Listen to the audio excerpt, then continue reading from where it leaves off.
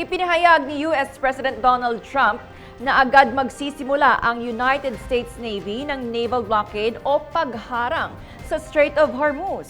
Kasunod ng bigong negosasyon sa Iran para wakasan ang 6 na linggong digmaan. Ayon kay Trump, haharangin ng US forces ang lahat ng barkong papasok at palabas sa naturang lugar at i-intercept ang mga sasakyang dagat na nagbabayad umano ng toll sa Iran. Nagbabala rin siya ng matinding aksyon laban sa sinumang aatake laban sa US o sa mga sibilyang barko.